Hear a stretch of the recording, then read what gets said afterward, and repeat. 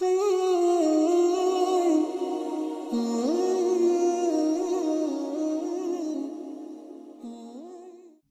gini, sekarang misalnya Anda dekan, atau Anda rektor, atau Anda profesor, atau Anda kiai top, mubalek kondang.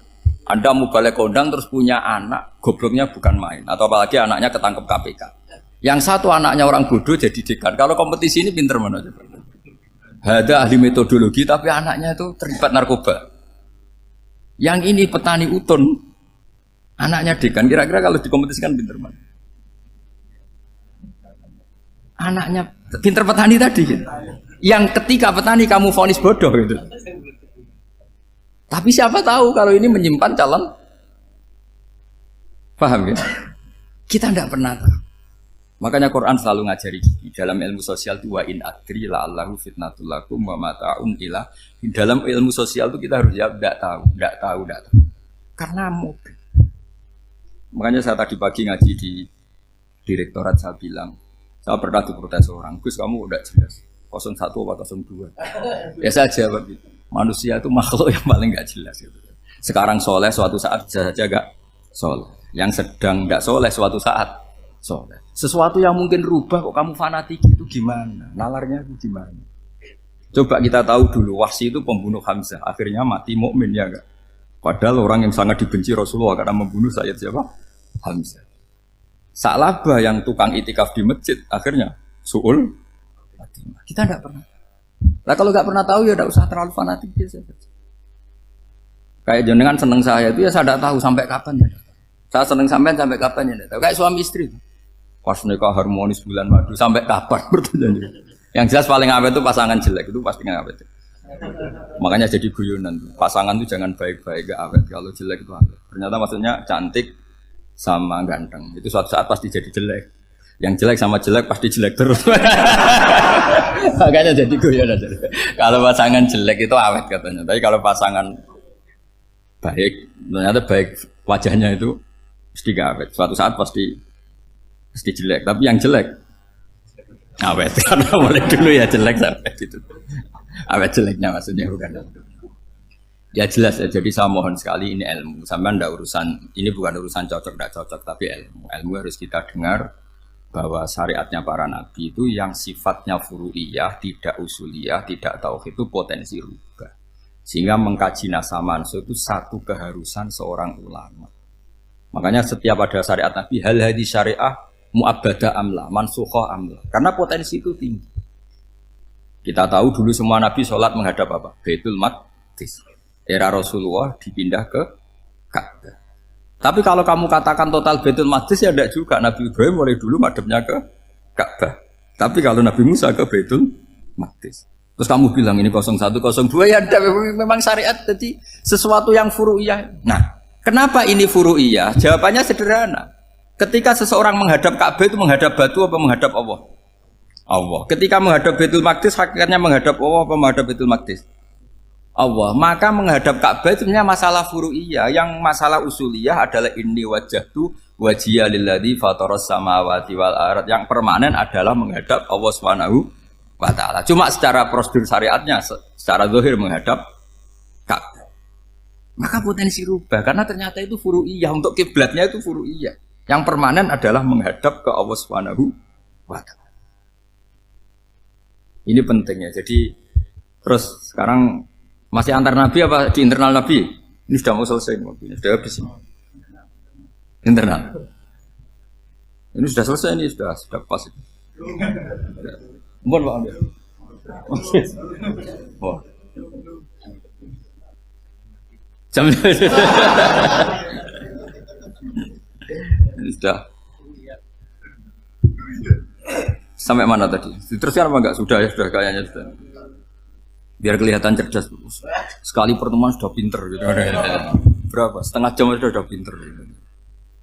Yang internal nabi apa antar nabi? Internal ya, sudah sekarang ke internal. Kalau internal lebih banyak lagi contohnya. Yang masyhur tentu masalah Baitul Maqdis. Dulu Rasulullah pernah sholat menghadap Baitul Maqdis 16 bulan. Berapa? 16 bulan. Gila 17. Pokoknya khilafnya hanya 16 dan 17. Kalau ada bilang 10 bulan berarti gak pernah ngaji. Khilafnya, karena khilafnya itu hanya 17 sama 16. Akhirnya sama Allah diminta disuruh menghadap ke Ka'bah. Saya ulang lagi, itu tetap masalah antar nabi sebetulnya. Begini, makom itu kalau dalam bahasa Arab bukan kuburan. Kalau di Indonesia kan makomnya Sunan Bonang itu kan kuburan. Kalau makom dalam bahasa Arab itu sesuatu yang pernah dipakai singgah, itu namanya apa? Makom. Lalu Rasulullah itu pertama di Medina itu madhep Baitul Maqdis itu 16 bulan. Orang Yahudi senangnya bukan main. Sampai mereka bilang gini, Muhammad tuh gaya-gaya nantok punya agama baru, tapi kiblatnya ikut kita. Baguslah anak itu katanya, masih tahu diri katanya. Bagus katanya itu masih tahu diri. Jadi senangnya bukan main orang Yahudi. Karena kiblatnya Muhammad sama dengan mereka. Ya tentu mereka jangkar Muhammad, bukan Sayyidina Muhammad atau Rasul Muhammad, karena mereka masih gak iman. Nabi itu ya agak tersiksa karena beliau secara gen turunan Nabi Ibrahim dan kiblatnya Ibrahim itu Ka'bah. Agak tersiksa tapi sami'na wa ata'na tetap madhab ke Baitul Maqdis berapa? 16 bulan. Suatu saat Nabi Muhammad itu disuruh madhab Ka'bah. Ini dengerin. Akhirnya madhab ke Ka'bah. Apa yang terjadi? Orang Yahudi komentar gini, Muhammad itu gimana? Dia di perantauan rindu sama keluarganya, terus rindunya itu diaplikasikan jadi perilaku agama. Jadi dia madhab Ka'bah dianggap kangen. Kayak saya kan orang Rembang. Rembang itu apanya Jogja? Timurnya apa? Nggak, Jakarta itu mana Jakarta itu? Barat sana ya. Ibaratnya saya orang Jakarta, terus merantau di Jogja. Dulu kiblatnya itu menghadap ke timur, terus ketika madhab ke barat kata sampean, wah itu padune kangen apa? Keluarga. Juga kurang ajar orang Yahudi. Jadi orang Yahudi itu memang paling pinter bully. Makanya kalau sampean tukang bully itu ya agak-agak ya enggak. Saya enggak ngomong agak ya pokoknya agak-agak ya. Pinter bully orang Yahudi. Makanya enggak ada orang debat sepinter orang Yahudi. Yang bisa ngalahkan hanya Tuhan itu. Orang Yahudi yang bisa ngalahkan hanya Tuhan. Lalu Sayyidina Ali orang paling terkenal cerdas. Itu kalau sama orang Yahudi itu pusing. Karena ya apa logikanya itu? Saya beri sekian contoh. Ada orang Yahudi tanya gini, Muhammad, kalau kambing mati itu yang bunuh siapa? Ya Allah, mati langsung itu. Agama kamu itu aneh, Mak. Yang langsung sentuhan Allah haram, tapi yang lewat tangan-tangan jahil manusia malah halal. Harusnya itu yang halal, kan orisinal, langsung Allah yang bunuh. Jadi uteknya itu aneh, dari cara berpikir itu aneh.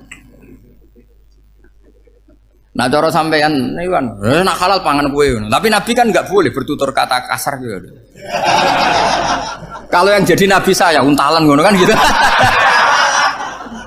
Tapi Nabi kan nggak boleh kasar. Jadi Nabi itu problem karena nggak boleh apa? Kasar.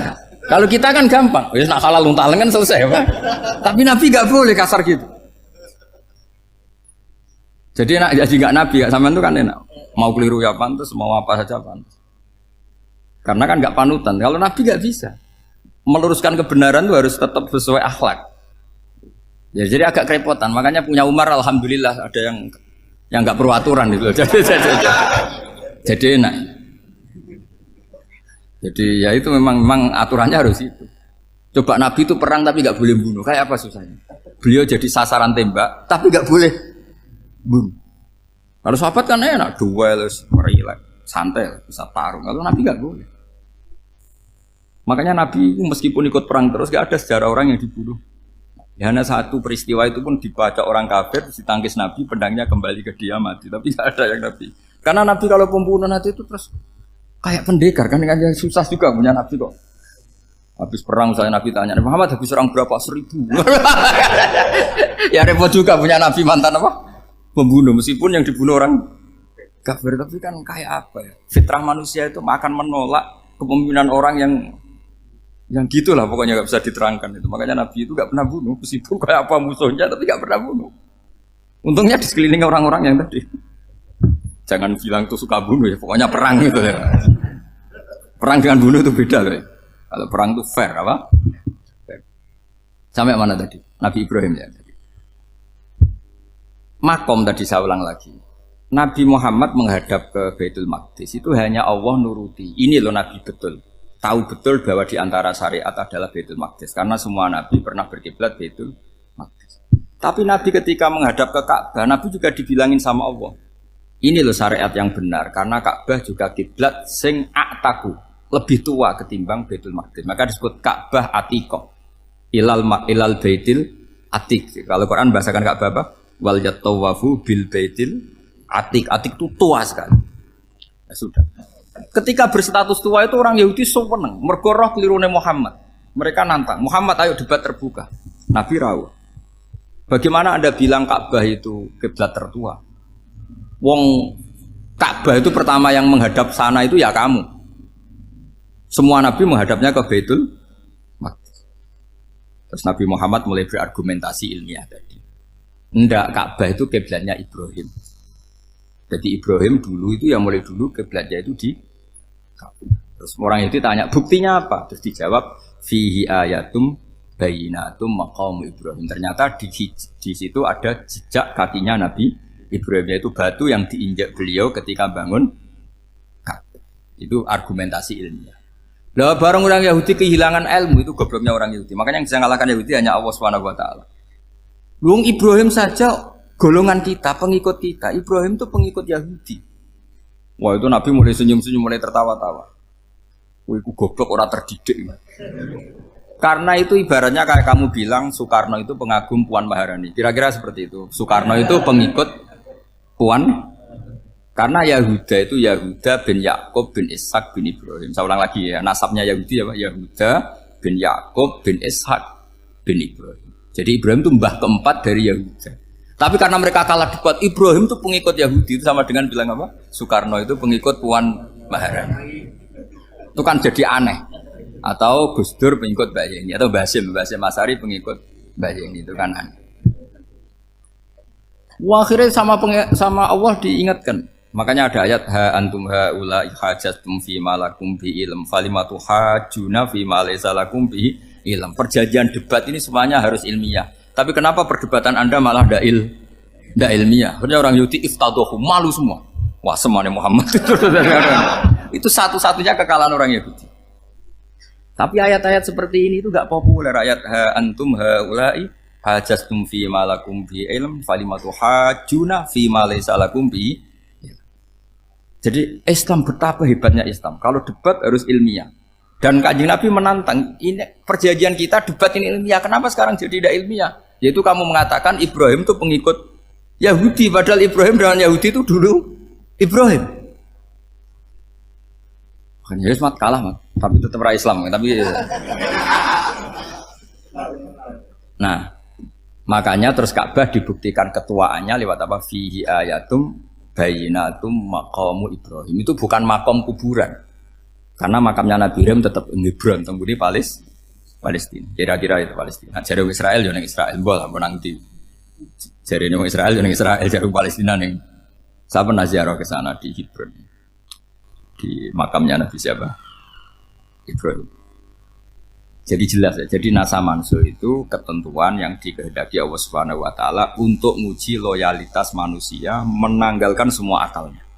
Makanya saya mohon sekali siapapun yang ngaji saya dimanapun, sekali-kali manusia itu harus menanggalkan akal. Sekali Anda pakai akal, maka Anda akan ingkar dengan nasa mansuh. Nasa mansuh itu hukum yang direvisi, yang dibatalkan. Makanya orang Yahudi lagi-lagi pinternya orang Yahudi. Merovokasi orang-orang yang Islamnya belum kuat, diprovokasi gini. Ungzuru ila Muhammadin tahayyara fi din yukhillu yawman wa yuharrimu ukhra. Lihat itu Muhammad, dia kebingungan cara beragama. Kadang bilang A, besok bilang B. Jadi nasa mansub dianggap satu bentuk kebingungan. Kayak kurang ajar tapi. Wah, akhirnya sebagian orang yang murtad. Makanya nasa mansub itu satu peristiwa yang menjadikan banyak orang murtad. Karena diprovokasi orang Yahudi bahwa itu bentuk kebingungan Muhammad. Akhirnya terus saya qulu sufa minan nasi ma wallahum angqiblati mulati kanu aliyah. Kelirunya orang Yahudi adalah ternyata nasah mansuh yang dipilih Rasulullah itu semuanya ada di Taurat dan Injil. Termasuk di Taurat dan Injil disifati dan Nabi yusolli ilal qiblatin, bahwa Nabi ini akan bersolat dengan dua kiblat. Makanya tetap ditantang. Qul fa'tu bit Taurati fatluha in kuntum shadiqin. Kalau kamu tidak percaya bahwa saya ini orisinil, ayo bareng-bareng mengkaji Taurat. Tapi mereka tidak siap mengkaji Taurat. Karena Taurat semuanya mendukung Rasulullah Muhammad SAW. Fatluha in kuntum shadiqin. Makanya ini penting sekali ngaji. Jadi perdebatan itu macam-macam. Dan itu pinternya orang Yahudi. Ungzuru ila Muhammadin tahayyara fi dini yukhillu yawman wa yuharrimu ukhra. Ini penting sekali. Makanya nasa mansuh itu uji loyalitas. Itu Imam Malik kalau mencontohkan ke Imam Syafi'i. Saya berisikan contoh fikih. Ini saya melanggar waktu ini. Ini sudah saya Saya yang tidak mengesahkan diri saya. Ya misalnya ini ya, ini kertas saya bawa ya, ini kertas saya bawa. Terus ini tak kasih uang misalnya, uang 100.000. Atau kalau contoh Imam Syafi'i dulu dididik Imam Malik begini. Ya Syafi'i kalau kamu punya 2 budak, 2 pembantu, kalau dulu kan masih ada budak, 2 pembantu lah kira-kira. Seneng mana, yang cerdas sama yang goblok? Seneng yang cerdas. Kalau yang nurut sama yang bantahan, seneng yang nurut. Lah yang nurut itu yang goblok. Makanya tinggal dibalik saja. Kamu tak beda ya. Seneng mana punya istri yang cerdas apa yang goblok? Coba jawab. Atau ibu-ibu mbak-mbak ini, seneng mana punya suami yang cerdas atau yang goblok?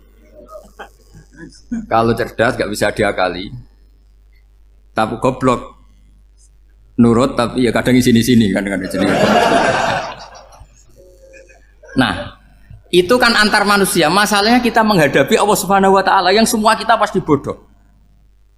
Kita menghadapi Allah Subhanahu wa taala yang semuanya kita pasti bodoh. Allah jelas ngendikan wa kanal insanu dzaluman jauhlah, manusia itu banyak dolimnya. Dolim itu sifat mubalaghah. Kalau orang dolim sekali dolim, kalau sering zalum, kalau jahil biasa jahil, kalau banget jahili jahul. Bahasa Arab kan gitu memang. Ghafir, pengampun biasa. Kalau ghafur selalu mengampuni. Syakir, makanya sifatnya Allah Ta'ala ikut wazan fa'ul semua. Ghafur, syakur. Atau diikutkan wazan fa'al. Kalau goblok biasa jahil, goblok banget jahal kan itu. Kafir biasa kafir, kalau kafir banget kafar. Ya, jadi wazan balaghah itu bisa fa'al, bisa fa'ul ya. Kafirin kafar atau kafur, paham ya? Malah ngaji nahwu. Ya tapi ini memang perangkatnya ya. Ini kan perang mau tidak mau. Makanya misalnya Allah tidak suka kulla kafarin banget kafir ya, Pak? Paham ya? Kulla khawanin banget khianate. Kalau khain khianat biasa, kalau khawan sering khianat. Nah manusia itu kata Allah apa? Zaluman, wis banget dolime, banget bodoh. Itu kalau yang ngarang hikam mencontohkan tuh gini, manusia itu pas bener saja salah, apalagi pas salah. Jadi manusia itu kata Imam yang ngarang hikam itu, man itu kanat mahasinhu masawiyah, fakih fala takunu masawihi masawiyah. Ketika baik saja buruk, apalagi ketika buruk. Coba kalau ada orang dermawan sama teman-temannya, tanyakan istrinya, duit dihambur-hambur, disikno konco ngalono bojo. Mesti itu. Teman yang sering silaturahim ke teman-temannya, kata temannya baik, senang silaturahim, tanyakan istrinya, oh meninggali wong. Jadi manusia pas baik saja ada buruknya, apalagi pas buruk. Makanya dulu bapak saya ngajarin saya istiqomah ya apik ya, tapi kadang-kadang nak keterusan itu ora istiqomah ngangkangi orang dia tidak punya kesempatan. Misalnya ada imam masjid ngimami terus sampai tua sampai mau mati, itu istiqomah apa tidak memberi peluang yang lain? Tidak jawab aja. Jadi itu manusia, jadi pas baik saja buruk, apalagi pas buruk. Kayak saya gini di sini ngajar baik, tapi saya ada sopannya harus di atas. Padahal banyak orang sepuh, ada Pak On, ada beberapa yang kan terpaksa nggak sopan. Tapi sama yang nyuruh, berarti sama yang dosa. Kemarin saya minta di bawah supaya ganjaran saya utuh, ini gara-gara begini ganjaran saya ini agak terkredit terdebat itu karena itu. Saya teruskan. Jadi manusia itu punya sisi itu karena manusia itu dzalum dan jahul. Wa kanal insanu dzaluman. Problemnya ini ngadepi Allah yang selalu pinter, yang kita selalu bodoh. Misalnya gini, kamu ditanya Allah. Ini contohnya Imam Malik. Ikla hadi sokhroh fa inna tahtaha dhahaban. Coba bongkahan batu itu kamu angkat, di bawahnya ada emas. Lalu budak yang pinter berlogika, oh disuruh buka itu karena ada emas toh. Berlogika. Kalau budak yang goblok enggak, ya disuruh ya diangkat saja. Ada emas apa enggak karena perintah ya diangkat. Yang satu nurut karena perintah, yang satu nurut karena ada emas, ada sesuatu. Logikanya suatu saat Tuhan tuh hanya bilang gini tok, ikla hadis sokhroh, batu itu angkat. Yang nurut yang goblok permanen tadi kan langsung ngangkat. Yang pinter, ini ada apa lagi Gusti kok harus diangkat? Ya gak ada apa-apa, nyuruh saja kata Allah gitu. Wah tidak bisa, sesuatu harus ada alasannya. Itu kira-kira mangkel loh gak? Oh mangkel. Nah, Logikanya manusia seperti itu. Makanya dua murid pinter, di rakyat pinter, presiden ya susah mesti demo. Goblok ya susah di sini uang. Ini kan nggak ada pilihan. Memang manusia itu nggak ada pilihan. Nah sekarang masalahnya gini di fikih ini saya kembali lagi ke fikih. Pertanyaannya secara fikih begini. Misalnya iddah. Iddah itu seorang perempuan ditinggal mati suaminya atau ditinggal atau cerai. Itu kan ada namanya apa? Iddah. Iddah itu memastikan apa tujuannya? Memastikan rahim itu steril dari mani atau sperma zaut awal. Supaya nanti kalau dinikah orang lain tidak terjadi ikhtilatul ansab, nasab. Oke, berarti iddah kita beri argumentasi secara ilmiah li baro'atir rohmi. Jadi misalnya Zaid menceraikan istrinya Sri dalam keadaan masih bisa haid. Iddahnya 3 kali masa suci. Wal mutallaqatu yatarabbasna bi anfusina salah satu guru. Lalu karena secara teori medis kalau haid berarti bukti tidak hamil. Apalagi kalau haidnya terulang-ulang sampai 3 kali pasti tidak hamil. Jika kalau nanti dinikahi orang lain pasti kalau ada anak ya anaknya zaud sani atau zaud kedua. Berarti alasan iddah li baro'atir rohmi. Oke, kita sok pinter, sok bijak. Pertanyaannya adalah sekarang sudah baru 1 bulan suaminya di Malaysia nggak pernah ngumpuli. Dicek di medis juga berbukti tidak hamil. Apakah boleh tanpa iddah? Semua ulama mengatakan tidak boleh. Tapi ini kan rahimnya jelas bersih. Ya karena iddah itu nuruti perintah pangeran. Pokoknya tetap iddah 3 kali masa suci. 3 kali masa suci atau masa haid. Itu ada perdebatan ulama. Tapi kan ini terbukti bersih Gus. Meskipun terbukti bersih kata Allah harus iddah 3 bulan atau berapa? Kira-kira 3 bulan 4 bulan ya tetap harus iddah. Kowe milih mana? Sok pinter Gusti berhubung ini. Pangeran mbok terangno gitu. Berhubung. Jadi Tuhan apa bawa waris berhubung Gusti ini jelas steril dari sperma zaut awal. Enggak usah iddah Gusti. Sama aja kamu disuruh majikan kamu ikhla hadis sakhra berhubung enggak ada apa-apa, enggak usah ya. Kira-kira mangkel ndak budak yang seperti itu. Mangkel. Maka dibutuhkan kebodohan dalam beragama. Betul itu memang. Makanya Nabi itu unik pernah bilang itu gini, aksaru ahlil jannah al-bulhu. Aki-aki penduduk swarga itu al-bulhu wong goblok-goblok. Maksudnya goblok yang jenis ini bukan goblok betulan maksudnya. Maksudnya goblok jenis ini itu ya tetap pinter tapi pinternya dibuang pura-pura goblok demi samina. Nah, jadi saya misalnya kok pinter dan goblok tadi sekaligus. Pinter dan goblok. Ya bah ikhla hadis sakhra fa inna tahta hadaban. Tak angkat karena saya tahu di bawah ada emas. Tapi di hati saya sajane ya mergo perintah. Suatu saat kok disuruh Allah ikhla hadis sakhra, perintah ya tak angkat. Ya sudah. Jadi ya pinter ya goblok. Saya tahu namanya perintahnya Allah pasti ada hikmahnya. Hikmahnya iddah adalah li baro'atir rohmi. Tapi hikmahnya jadi kawula adalah nurut perintah Allah, cek tahu alasannya maupun tidak. Lah di sini ada illatul hukmi untuk membangun kecerdasan, tapi ada loyalitas untuk membangun ubudi. Ya, bahwa kita ini kawula roh tetap loyal. Makanya tadi pagi saya cerita Sayyidina Umar. Sayyidina Umar kayak apa cerdasnya? Tapi tetap ubudiyah. Yaitu Rasulullah SAW sering dibully orang kafir. Muhammad itu gaya-gaya nantok. Wong ra oleh nyembah berhala, ra oleh nyembah watu, jebule dekne nyembah Hajar Aswad. Karena dilihat dari jauh kan tetap nyium Hajar Aswad. Coba kalau kamu lihat dari jauh, kamu sujud dari jauh kan kayak sujud sama batu. Makanya Sayyidina Umar karena orang kafir masih cara berpikir gitu, tiap nyium Hajar Aswad itu komentar gedumel. Alim tu annaka hajarun la tadurru wa la tanfa. Walau la anni ra'aitu Rasulullah qabbalaka ma qabbal. Aku roh nak watu ya ora mandoroti ora manfaati. Kalau saja saya tidak melihat Nabi nyium kamu, saya tidak sudi nyium kamu. Jadi tidak berdoa doa mustajab itu tidak gerutu. Karena apa? Umar tahu ini masalah secara tauhid. Kalau saya doa depan Hajar Aswad nanti dikira syirik karena berdoa di depan batu. Tapi kalau saya tidak nyium nyulayani sunnah Rasul yaitu nyium Hajar wis tengah-tengah nyium sambil gerutu itu sudah kompromi. Ya nyium tapi gerutu. Kayak apa? Makanya ya cerdas tapi ya goblok tadi ya cerdas. Itu uniknya Rasulullah. Jadi muji orang pintar ya sudah langit. Tapi Nabi pernah dalam satu hadis mengatakan aksaru ahlil jannah al-bulbu. Aki-aki penduduk swarga itu orang bodoh.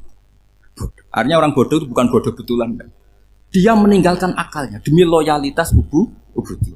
Untuk menutup itu bukti begini. Perang Badar itu perang yang nggak mungkin dimenangkan umat Islam karena orang kafir itu 1000 dengan pasukan full dengan peralatan perang full. Rasulullah itu tahun kedua Hijriah itu pasukannya hanya 313. Itu pun pedang itu untuk orang 5 itu hanya ada pedang 1. Jadi kalau mau dibaca orang, sih kamu nyileh pedangnya aku. Itu kan nggak kebayang perang dalam keadaan seperti itu. Jadi mesti kalah, orang kok mungkin kalah, mesti. Tapi Nabi tetap bilang, saya ini disuruh Allah perang, ya harus berangkat. Yaitu perang Badar. Kata para sahabat, ya Rasulullah ini nggak masuk akal, sudah nggak usah perang, ini nggak masuk akal, mau setor nyawa. Sudah gitu dadaan, nggak ada persiapan. Lucunya apa? Sahabat itu ketika Nabi tetap berangkat. La akhrujanna walau waqti. Nabi menginginkan saya tetap berangkat meskipun sendi. Setelah Nabi berangkat sekian meter, tuh sahabat ikut semua. Kata Nabi, lah kamu kok ikut? Ya ikut saja. Kata kamu mesti kalah. Ya anggap saja setor nyawa. Demi loyalitas pada jenengan. Itu makanya nggak ada periode sebaik periode sahabat. Tapi yang gerutunya jalan. Karena gerutu ini bawaan ilmiah. Makanya kita loyal sama presiden. Tapi yang nggak cocok ya gerutunya jalan. Tapi bawaan mencintai Indonesia tetap jaga stabilitas. Itu bawaan cinta Indonesia, bukan cinta pejabatnya kadang. Gerutunya jalan. Tapi bawaan loyal sama Indonesia tetap mengaku. Bawaan loyal sama Rasulullah tetap ikut perang. Bawaan akal karena nggak masuk akal ya gerutu. Dan itu uniknya Quran itu mengapresiasi itu dan dianggap nggak masalah. Saya bacakan ayatnya. Kama akhrajaka rabbuka min baitika bil haqq wa inna fariqam minal mu'minina lakarihun yujadilunaka fil haqqi ba'dama tabayyana ka'annama yusaquna ilal mauti wa hum yanzurun. Peristiwa Badar ada peristiwa kamu itu keluar untuk perang. Sahabat kamu ngikuti, tapi mereka lakarihun, enggak senang sebetulnya. Karena enggak masuk akal. Ya gremeng tapi ya derek. Yujadilunaka fil haqq, mereka mendebat kamu dalam kebenaran. Jadi ya Rasulullah wong perang karuan kalah jenengan lakoni alasane nopo? Lah kok melok? Ya saya harus ikut jenengan Nabi. Itu unik. Kalau orang sekarang mana mau, kalau gak masuk akal gak mau melakukan. Coba misalnya istri kamu belajarnya dikurangi. Anggap saja petualangan latihan hidup di masa lalu. Gak mau. Padahal petualangan itu hal yang indah. Petualangan itu kan hal yang indah, kan gak mau. Oh ngirit aja alasan. Tapi lucunya kalau dijak camping bermiskin-miskin di hutan mau. Karena karpe dhewe, tapi nak suami yang ngongkon. Ayolah seminggu ini kita model miskin, anggap aja petualangan masa lalu. Enggak mau. Karena pinter, apa?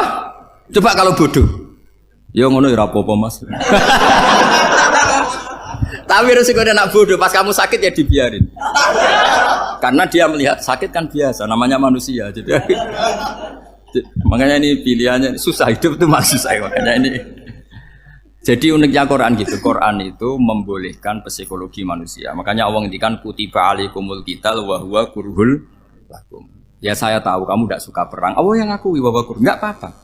Tapi ketidaksenangan kita harus dilawan demi mengikuti Allah dan misalnya perempuan Allah juga gitu. Wa ashiruhunna bil ma'ruf. Gauli istri kamu muamalah secara baik. Kata Allah fa in karihtumuhunna fa asa an takrahu syai'a wa ja'alallahu fi khairan kasih. Mungkin ada watak yang kamu tidak suka, tapi di situ ada kebaikan. Allah ngaku yang namanya suami mesti ada watak yang nggak suka dari istrinya. Juga sebaliknya lebih banyak lagi yang suami istri kamu nggak suka watak kamu, juga nggak suka hidung kamu, wajah kamu banyak lah yang nggak disuka. Tapi demi kestabilan negara suami istri ini, mereka loyal. Justru itu bagus. Maka jagalah ilmu, juga jagalah loyalitas.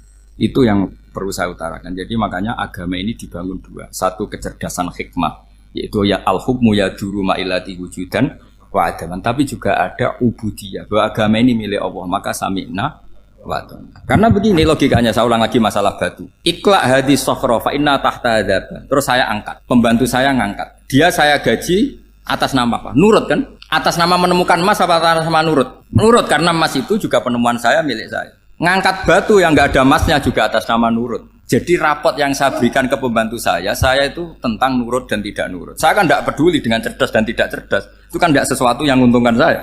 Nah Allah juga gitu. Kecerdasan kamu, pinter kamu itu tidak menguntungkan Allah Subhanahu wa Ta'ala. Karena Allah itu tidak butuh pinter kamu, cerdas kamu. Allah hanya butuh mental ubudiyah kamu. Makanya Allah mensifati nabinya hanya subhanalladzi asra bi abdihi, karena status tertinggi manusia adalah sifat kehambaan. Makanya ya Tuhan nafsul ma'inna irji'i ila rabbiki radhiyatam mardiyah fadkhuli fi ibadi, berstatuslah sebagai hamba baru wadkhuli jannah. Nah kalau kamu berstatus hamba ya harus baik, gak usah kalian bantah. Coba kalau kamu rasional, ya Allah kenapa bikin surga nanti-nanti? Engkau kan bikin sekarang, ngapain repot-repot nanti? Jadi kacau semua agama. Makanya yang perlu didahulukan adalah status ya Tuhan nafsul mutmainnah irji'i ila rabbiki radhiyatam mardiyah fadkhuli fi ibadi. Masuklah berstatus sebagai hamba saya. Khasnya hamba tadi ya cerdas karena semua yang diperintahkan Allah pasti ada hikmahnya. Tapi kecerdasan ini kadang kita tinggalkan demi loyalitas ubudiyah. Assalamualaikum warahmatullahi wabarakatuh.